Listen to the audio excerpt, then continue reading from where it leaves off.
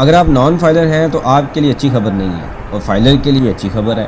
FBR की तरफ से एक डॉक्यूमेंट जारी किया गया है जिसके ऊपर परचेज़ की एक लिमिट मुकर्रर कर दी गई है। अगर आप उस लिमिट से ऊपर जाएंगे तो आपने फर्दर कंप्लाइंस करनी है, मतलब एफबीआर के रिकॉर्ड में मज़ीद आपने रजिस्टर्ड होना है।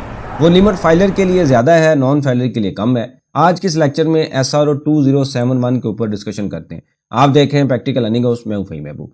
वापस आते हैं टॉपिक के ऊपर। तो ये जो एफबीआर की तरफ से एक डॉक्यूमेंट जारी किया गया है जो कि 3 नवंबर को डॉक्यूमेंट जारी होता है। इस डॉक्यूमेंट में ये कहा जाता है SRO 2071 SRO है। इसमें ये कहा जाता है कि अगर एक रिटेलर है जिसको टैक्स चार्ज होता है 236G का या H का, वैसे तो इस SRO में काफ़ी गलतियाँ है, एक टेक्निकल गलती है। जैसे रिटेलर जब भी टैक्स चार्ज होगा, रिटेलर को एक ही टैक्स चार्ज होगा, वो 236H का हो सकता है। 236G का जो टैक्स है वो डिस्ट्रीब्यूटर को चार्ज होता है, इन्होंने खुद ही लिखा हुआ है। लेकिन यहाँ पे पहले बात कर दी गई है रिटेलर की कि रिटेलर को 236G भी चार्ज हो सकता है। हालांकि ऐसा नहीं होता, रिटेलर के जो टैक्स है वो 236H है। बाद में कभी बात करेंगे इस SRO में और कौन सी टेक्निकल इश्यूज हैं। यहाँ पे ये कहा गया है कि जी अगर वो टैक्स चार्ज हुआ और उसकी लिमिट 236G की जो लिमिट है वो 1 लाख से ऊपर निकलती है 1 साल की, और 236H की जो लिमिट है वो अगर लिमिट 5 लाख से ऊपर जाती है तो जो रिटेलर होगा उसने अपने आप को पॉइंट ऑफ सेल में रजिस्टर्ड करवाना है। पॉइंट ऑफ सेल क्या होता है? POS सिस्टम होता है कि जब आप कभी किसी रिटेलर के पास जाते हैं तो आपको सिस्टम जनरेटेड इनवाइस मिलती है जिसके ऊपर QC कोड भी लिखा होता है और FBR का इनवाइस नंबर भी मेंशन होता है। इसका मतलब ये होता है कि जैसे ही सेल होती है तो FBR के रिकॉर्ड में सेल का डाटा चला जाता है। तो रियल टाइम रिपोर्टिंग के लिए FBR ने ये सिस्टम बनाया हुआ है जो कि दिसंबर 2021 से लेके अब तक काफ़ी ज़्यादा रिटेलर को रजिस्टर्ड भी कर चुका है। इससे पहले एक डॉक्यूमेंट था जिसमें रिटेलर के ऊपर जो टैक्स की लिमिट थी वो 1 लाख थी, लेकिन अब जो है 236G को भी ऐड किया गया, 236H को भी ऐड किया गया। वहां पे 236H की लिमिट थी 1 लाख, लेकिन यहाँ पे अब उस लिमिट को 5 लाख कर दिया गया।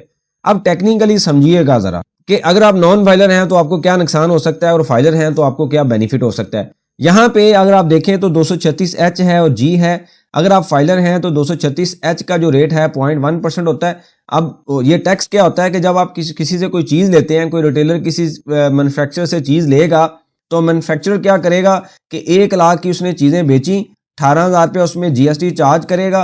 1,18,000 के ऊपर एक एडवांस टैक्स चार्ज होगा जो या तो 236H हो सकता है या वो 236G हो सकता है। जो भी एक स्टेटस होगा उसके मुताबिक चार्ज किया जाएगा। अगर आप फाइलर होंगे तो 236G का रेट 0.1% है। इसी तरीके से अगर 236H है और आप फाइलर हैं तो रेट आपको कितना चार्ज हो जाएगा? 0.5%। अब अगर हम बात करें कि ये वैसे तो इसके ऊपर एक और इशू है कि पीरियड में क्या आता है, 1 महीना आता है कि 1 साल आता है। इनकम टैक्स के अंदर पीरियड का मतलब तो 1 महीने में 1 साल में 12 पीरियड होते हैं सेल टैक्स के, लेकिन 1 साल में 1 पीरियड होता है इनकम टैक्स का। इसके बाद जो लेक्चर बनाएंगे उसके ऊपर टेक्निकल डिस्कशन करेंगे कि इस SRO में और क्या वीकनेसेस हैं। अभी हम अज्यूम कर लेते हैं कि 1 साल की बात हो रही है। 1 साल में अगर आपको 1 लाख रुपया टैक्स चार्ज होता है तो आप 1 लाख को तकसीम करेंगे 0.1 पे तो तकरीबन 10 करोड़ की सेल पे 0.1% बनता है। इसी तरीके से अगर आपको जो टैक्स है वो 236H का 0.5% चार्ज होता है तो 10 करोड़ की सेल के ऊपर 5 लाख रुपया टैक्स चार्ज होता है। अगर तो आप फाइलर हैं तो आपके लिए रेट कम है, मतलब ये है कि आपका चूंकि रेट विदहोल्डिंग कम है, जब विदहोल्डिंग रेट जो है वो कम होगा तो आपकी जो टर्नओवर की वैल्यू है वो बढ़ जाएगी, क्योंकि लिमिट तो ये है ना कि 1 लाख चार्ज होना चाहिए। तो 10 करोड़ की सेल होगी यानी कि आपकी परचेज होगी तो आपको 1 लाख टैक्स चार्ज होगा। 10 करोड़ की परचेज होगी तो रिटेलर के लिए 5 लाख रुपया टैक्स चार्ज होगा। तो ये तो उन लोगों के लिए है जो फाइलर हैं। यानी कुछ रिटेलर ऐसे भी हैं जो कि सेल टैक्स में रजिस्टर्ड नहीं है लेकिन वो फाइलर जरूर है। कुछ रिटेलर ऐसे भी हैं जो सेल टैक्स में भी रजिस्टर्ड है और फाइलर भी है और उनका पॉइंट ऑफ सेल भी नहीं है। ये उनके लिए बेनिफिट है। अब आप आ जाए नीचे, यहाँ पे वो क्या कहता है कि अगर आप नॉन फाइलर हैं तो 236G का रेट आपके लिए हो जाएगा 2%। इसी तरीके से 236H का रेट हो जाएगा 2.5% नॉन फाइलर के लिए। तो ये तो अमाउंट वही रहेगी। तो इस केस में 1 लाख को तकसीम करेंगे आप 2% पे तो वैल्यू आएगी 5 मिलियन 50 लाख। यानी कि अगर आप 50 लाख की परचेज करेंगे तो आपको 1 लाख तक टैक्स चार्ज हो जाएगा अगर आप नॉन फाइलर हैं।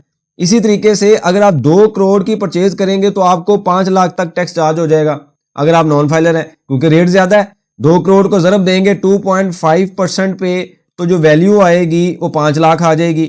इसका मतलब क्या हुआ कि अगर आप नॉन फाइलर हैं तो आप अगर डिस्ट्रीब्यूटर हैं, या इसके अलावा मैं डिस्ट्रीब्यूटर का वर्ड इस वजह से यूज कर रहा हूं, 236G का जो टैक्स है डिस्ट्रीब्यूटर पर चार्ज होता है। हम रिटेलर के ऊपर डिस्कशन कर लेते हैं कि अगर आप नॉन फाइलर हैं और रिटेलर हैं, आपने अगर 20 यानी कि 2 करोड़ की परचेज कर ली और आप नॉन फाइलर हैं तो FBR आपके पीछे भागा भागा आ जाएगा, भाई अपने आप को पॉइंट ऑफ सेल के साथ भी रजिस्टर्ड कराओ। पॉइंट ऑफ सेल में रजिस्टर होने का मतलब है कि आप सेल्स टैक्स में भी रजिस्टर्ड हो जाएंगे। जब सेल टैक्स में रजिस्टर्ड होंगे तो हर महीने आपने एक टैक्स रिटर्न भी फाइल करनी होगी। आपके लिए नए मसले क्रिएट हो जाएंगे, आपने सेल टैक्स रिटर्न भी फाइल करनी है, इनकम टैक्स रिटर्न भी फाइल करनी है, ठीक है, क्योंकि आप उस नेट में आ जाएंगे। लेकिन अगर आप होंगे फाइलर तो आपके लिए एक लिमिट अवेलेबल होगी पॉइंट ऑफ सेल में अपने आप को रजिस्टर्ड ना करवाने की। वो क्या लिमिट होगी? 10 करोड़ की, क्योंकि उन्होंने बात की है कि जहां पे 5 लाख चार्ज हो गया तो पॉइंट ऑफ सेल में रजिस्टर्ड होना है। तो 5 लाख तो तब चार्ज होगा जब आपकी परचेज 10 करोड़ की होगी, क्योंकि आपका रेट कम है, 0.5 है। नॉन फाइलर के लिए रेट ज्यादा है तो वैल्यू काफी ज्यादा कम हो जाएगी। अब इस चीज को आपने जेहन में बैठाना है। और अगर आप परचेज कर रहे हैं और आप नॉन फाइलर हैं तो आपके जेहन में फौरी एक चीज आएगी, ये इनडायरेक्टली हम कह सकते हैं कि नॉन फाइलर की एक शामत है आ चुकी है कि अगर आप बिजनेस कर रहे हैं और नॉन फाइलर हैं अभी भी, अगर आप ये काम नहीं करेंगे तो आपकी जो परचेज है ब्लॉक कर दी जाएगी, परचेज कम कर दी जाएगी। जब आप परचेज कम होगी तो आप जाहिर बात आपका बिजनेस कम होगा। लेकिन जब आप परचेज उसी सीक्वेंस से, उसी तसलसल से करते रहेंगे तो साथ ही FBR ये कहेगा कि भाईजान आइए जरा यहाँ पे पॉइंट ऑफ सेल में भी अपने आप को रजिस्टर्ड करवाएं। मतलब आपके लिए एक नई कंप्लाइंस आ जाएगी। आपने सिस्टम लगाना है, अपनी जेब से पैसे लगाने हैं, कंप्यूटर रखना है, उसको इंटीग्रेट करवाना है, उसमें मसले आने हैं, उसको ठीक करवाने हैं। मतलब बिजनेस का नया एक्सपेंस चालू हो जाएगा जब आप पॉइंट ऑफ सेल में रजिस्टर्ड होंगे।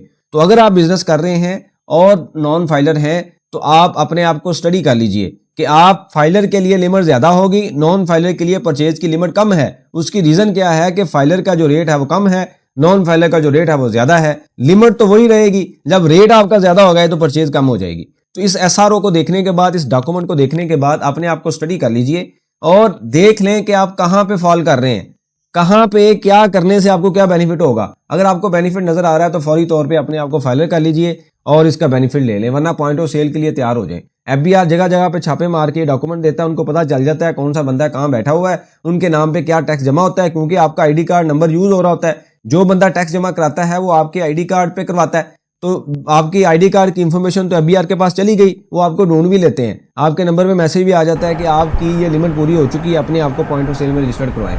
तो उस चीज़ से बचने के लिए अपने आप को अभी से मैनेज कर लें। इस SRO में और क्या गलतियां हैं इसके बाद वाले लेक्चर में देखेंगे। अभी जो कॉन्सेप्ट था वो फाइलर नॉन फाइलर की परचेज के ऊपर था कि किसके लिए क्या बेनिफिट है। आपके पास कोई सजेशन हो, क्वेश्चन हो, आप लाजमी मेंशन कीजिए, इसके ऊपर हम डिस्कशन करेंगे ताकि जो लर्निंग का प्रोसेस है कंटिन्यू रहे। बहुत शुक्रिया, जज़ाकल्लाह।